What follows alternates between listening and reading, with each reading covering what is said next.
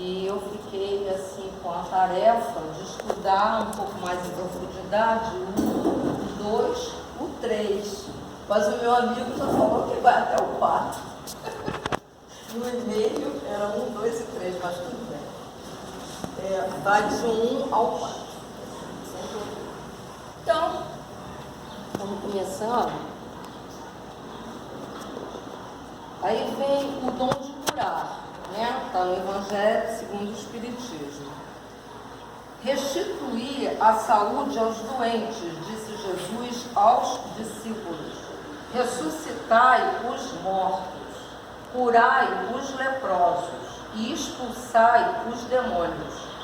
Esses demônios que a gente entenda, né, são espíritos maus, que obsidiam.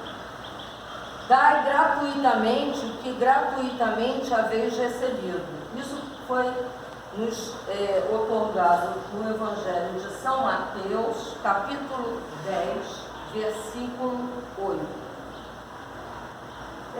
No livro Boa Nova, nós temos uma passagem do Humberto de Campos que ele relata que na casa de Simão Pedro, Jesus se reunia com os 12 escolhidos, os 12 apóstolos.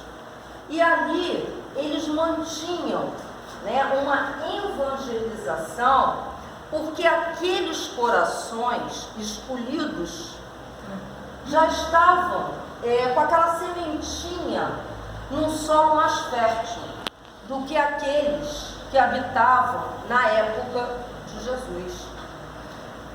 E a espiritualidade, ela sempre vai trazer esses espíritos mais aperfeiçoados, um pouco mais moralmente, e esses 12 discípulos foram escolhidos para que, com o advento da Boa Nova, que é a segunda revelação, que a primeira foi Moisés, com a vinda do Cristo, eles pudessem absorver, aprender mesmo e botar em prática. E essas sementinhas, elas iam, ao acompanhar Jesus, a seguir os seus passos, elas iam começando a ter força, a germinar.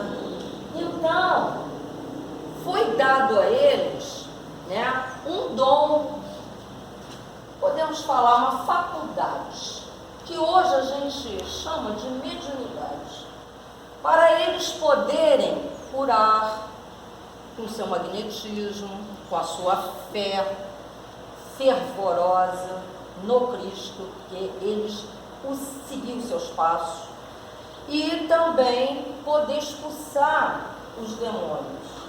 E através dessas curas, e Jesus fez muitas, a fé, ela também se tornava uma fé robustecida. Porque nós ainda, até hoje, na nossa contemporaneidade, a gente é um pouquinho teste São Tomé. A gente tem que ver para crer. Como São Tomé, quando Jesus ressuscitou, ele teve que tocar nas suas feridas, pés e mãos, nos seus cravos, para poder aceitar que era realmente Jesus. E o materialismo, a gente tem ainda essa necessidade de tocar, de visualizar, para poder acreditar.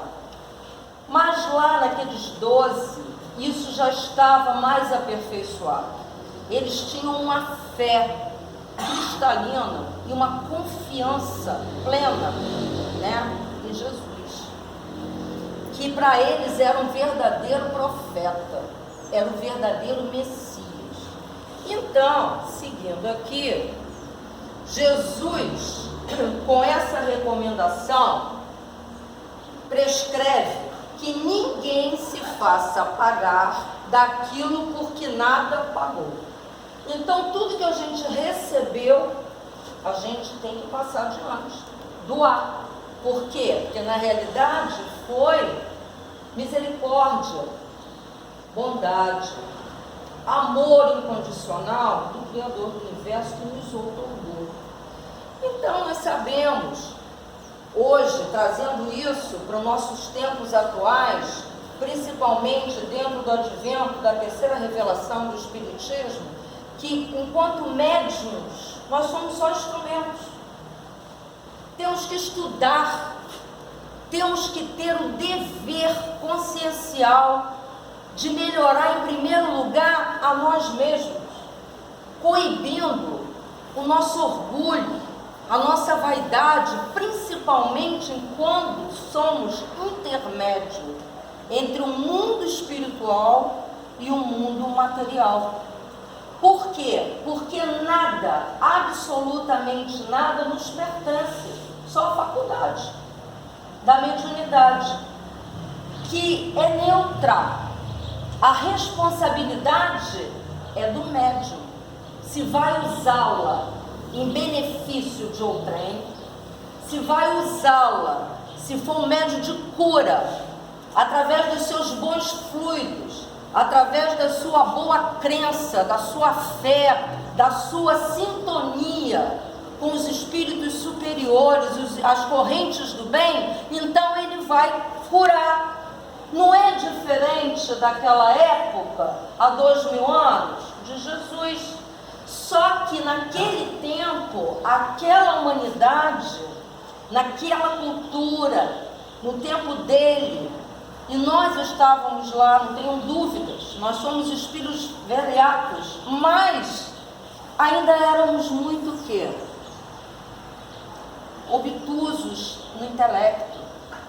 Então, esses 12, eles não vieram por acaso, porque o acaso não existe, nós sabemos disso. Eles já foram preparados pela espiritualidade maior, para que eles pudessem acompanhar o Cristo, e no momento que ele ia ter que retornar ao reino do Pai, eles darem continuidade. Então, nos tempos atuais, nós somos os apóstolos dele também, trabalhadores da última hora, e temos que ter cada vez mais o dever moral de observar o que eu estou fazendo com essa faculdade mediúnica que eu tenho. Eu estou falando assim porque esse tema da mediunidade não é meu, vai caber a outro irmão falar mais adiante no mesmo capítulo. Mas naquele tempo não se falava em mediunidade. Hoje a gente fala em mediunidade. Então, com o advento da doutrina espírita, para vocês poderem fazer a correlação. Então, na realidade, aquele que tem dentro do seu coração, não é? Aquele sentimento fraternal, aquele que tem dentro de si, de dentro para fora, né? Observar não só as coisas restritas a ele próprio e ao seu seio familiar, mas também a família universal que somos todos nós. Nós todos caminhamos juntos, com a mesma oportunidade que os 12 também tiveram de caminhar, só que eles foram naquele tempo muito beneficiados, porque eles estavam caminhando ao lado do Cristo, o governador do nosso planeta. Mas nós hoje temos também algo que naquele tempo eles não tinham, que o Espiritismo nos traz, que são as duas asas, a asa do conhecimento, não é? E a asa do amor, da moral, da espiritualidade. E Jesus nos falou aos espíritas: primeiro ensinamento, amai-vos. O amor é o sentimento mais forte do universo. Segundo sentimento, segundo ensinamento, instruí-vos. Conhecereis a verdade vos libertará. Então, à medida que eu vou passando, eu trouxe um trecho de um encontro, daqui a um pouco eu vou falar, há 2000 anos, quando o senador Públio Lentulus teve a oportunidade de ficar assim, olho a olho, face a face, com Jesus. E vou falar um pouquinho também do ponto 122, porque o meu tema hoje é muito curto, no Vinha de Luz, que o título é Hoje, onde estivermos.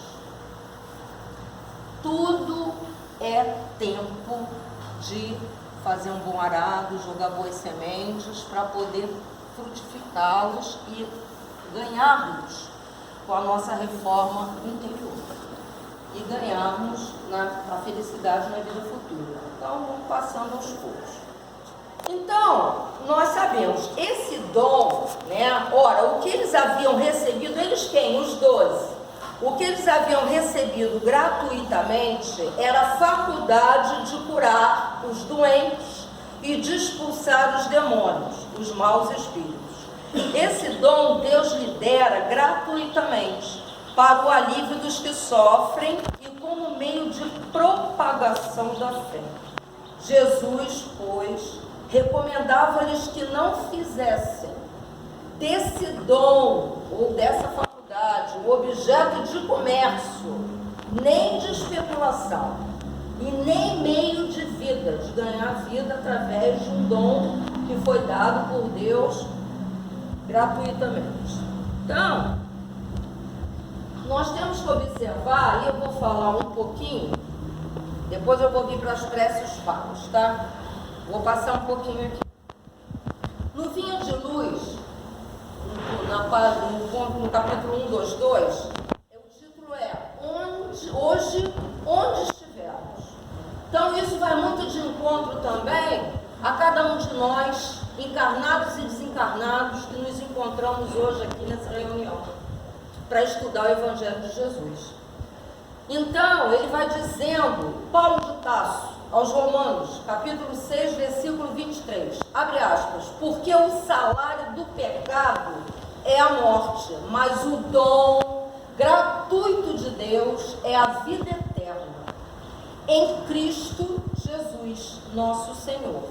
E continua, para os que permanecem na carne, nós, encarnados, a morte física significa o fim do corpo denso, matéria. Para os que vivem na esfera espiritual, porque segundo Joana de Ângeles, a vida é eterna, ela é contínua. O que acontece é mudança de dimensão e despojamento do veículo físico, que naquele momento chegou na sua programação estabelecida antes da nossa reencarnação. Chegou o fim. Aquele corpo, ele não está sendo mais necessário àquele espírito imortal que somos nós. Hoje, eu não sou a Lúcia, esse corpo feminino, eu estou na Lúcia, eu sou um espírito imortal, só que nesse momento eu estou num corpo carnal feminino, mas isso vai ter um fim, certo?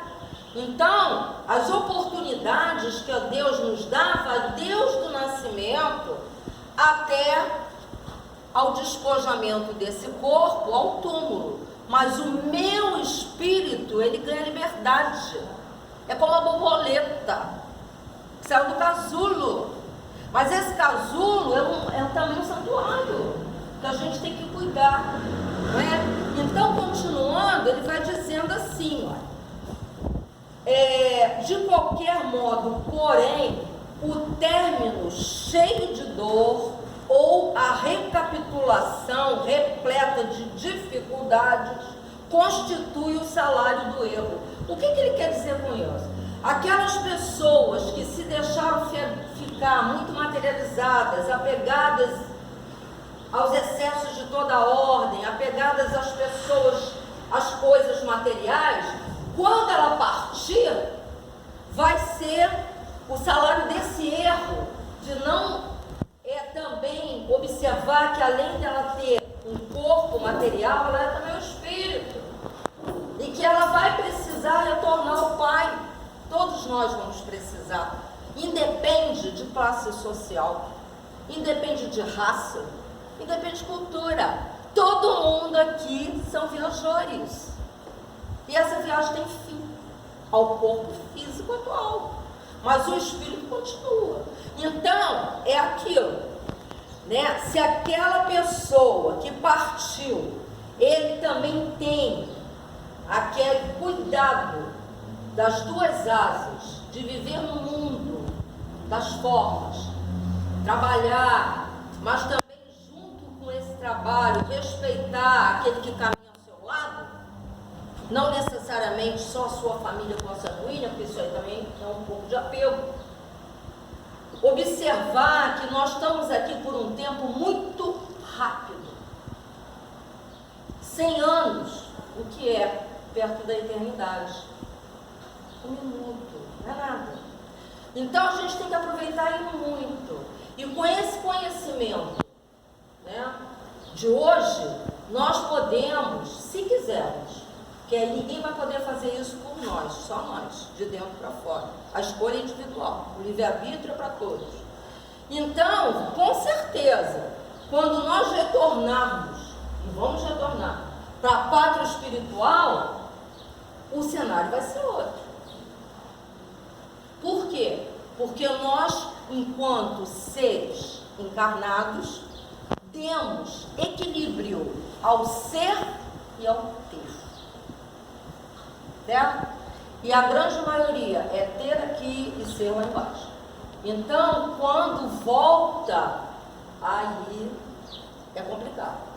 Então a gente vai passando, o Edinha de Luz vai dizendo, através das palavras de Emmanuel, quanta vez temos voltado aos círculos carnais em obrigações expiatórias?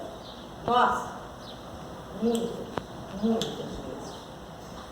Sentindo de novo a sufocação dentro dos veículos fisiológicos. O que é isso? Meu corpo físico.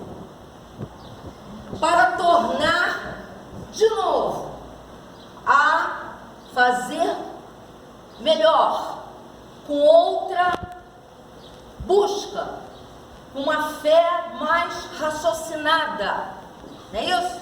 Orando sempre a Deus e entendendo que antes de ser pedinte, eu tenho que agradecer por tudo que eu já tenho. Isso é verdadeira prece.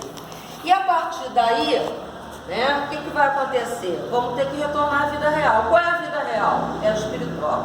A nossa essência é a imortalidade. Então, muitos aprendizes, e nós somos aprendizes, estimam as longas repetições. Entretanto, pelo que temos aprendido, somos obrigados a considerar que vale mais um dia bem vivido com Jesus que 100 anos de rebeldia em nossas criações inferiores.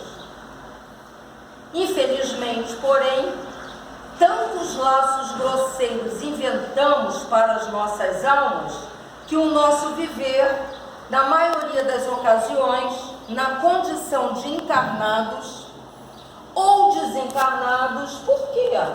Eu sou o que fiz, o que semeei, o que plantei, o que pensei, o que desejei. Quando eu passar para o outro lado, eu não vou virar santo. Eu vou levar exatamente, vou estar no mesmo patamar das coisas que eu vivi, que eu experienciei, que eu pratiquei. Certo? Então, tanto faz eu estar encarnado como desencarnado, eu ainda vou continuar no cativeiro. Há milionárias paixões. Então, para vocês entenderem bem essa colocação, eu trouxe há 2000 anos um romance lindíssimo, psicografado pelo Chico Xavier, que é a história de Emmanuel, né? E nesse momento, ele era um senador. Eu acho que todo mundo já leu esse livro, né? Há 2000 anos. Não, bom, eu só vou ler um pedacinho. O livro é maravilhoso e eu convido a vocês a ler. Eu já estou lendo pela terceira vez e cada vez que eu leio eu me surpreendo, que a leitura boa é assim. Muito bom, né? Então eu só vou ler esse pedacinho que tem tudo a ver com o nosso trecho aqui do Vinho de Luz que eu acabei de ler, tá? Públio Lentulus, ele era um homem de bem, tinha um coração generoso, mas ele era muito orgulhoso, né? era do alto escalão de Roma, né? E a sua esposa se encantou com Jesus, não é? Então ela ia, né, com a serva dela nas catacumbas para ouvir, né? Naquele tempo Jesus já tinha partido, mas ainda naquele momento ela teve a oportunidade de conhecê-lo. Então eles tiveram uma filha chamada Flávia, e essa filha foi acometida de lepra. Olha, naquela época, lepra era considerado um ser que não era contaminado, era um ser impuro. Então eles tinham muito o quê? Preconceito da hanseníase, que hoje a gente sabe que se for buscado o tratamento tem até a cura. Mas naquela época, aquilo era visto como era como se uma pessoa não existisse para aquela sociedade. Então eles eram completamente o quê? Excluídos. Eles não tinham participação em nada e eram abandonados. Mas como a Flávia era filha do senador Públio Lentulus, né? É muito diferente, não é? O jeitinho, né? Eles toleravam, entendeu?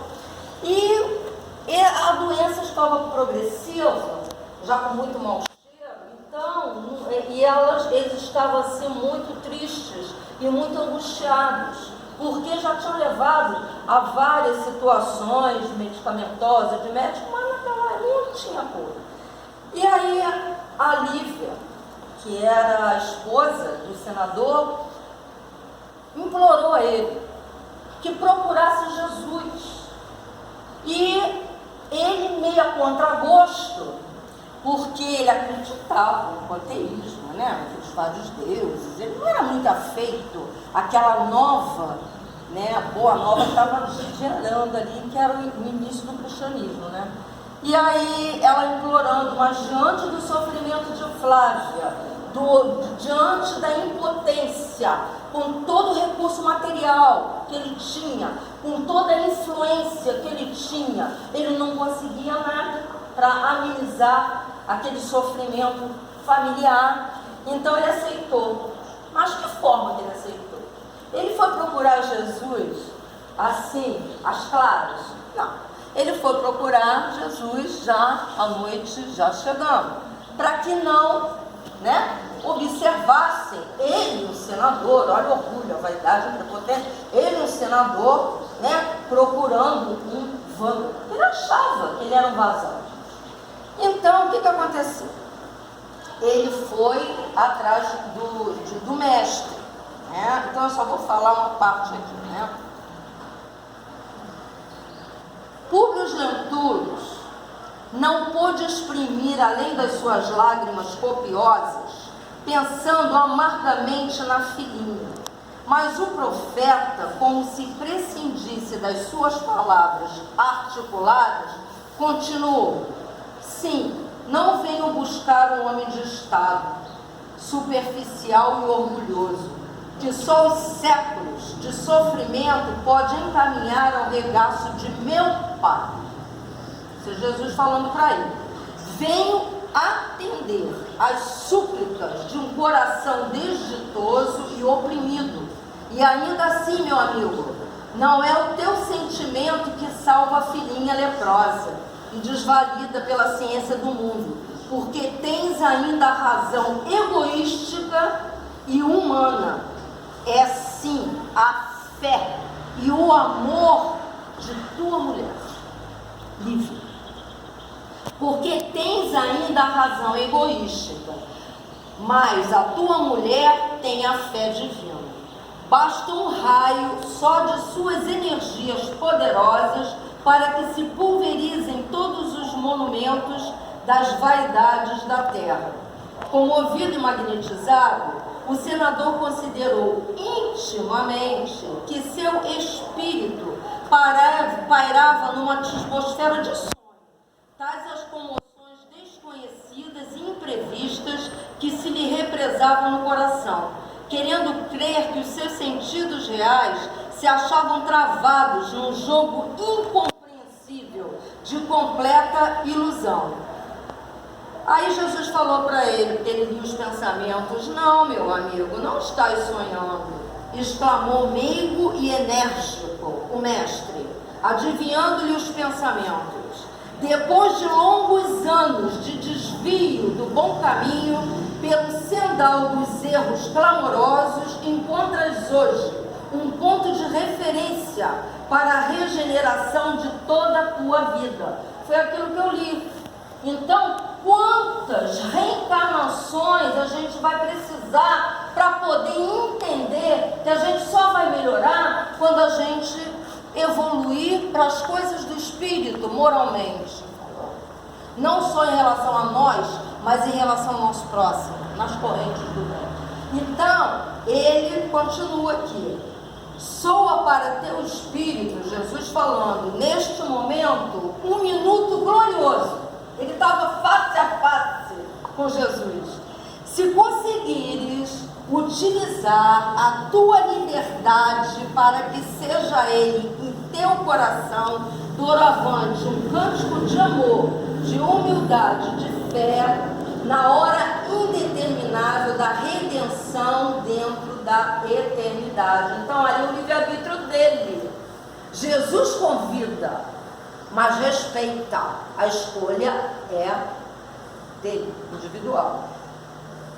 Abre aspas, mas ninguém poderá agir contra a tua própria consciência. Tá? Se quiseres desprezar indefinidamente este minuto ditoso, olha, o governador do planeta, gente, imagina isso, convidando para que seguisse com ele. A escolha era dele. Aí abre aspas, pastor das almas, desde a formação deste planeta, há muitos milênios, venho procurando reunir as ovelhas tresmalhadas, tentando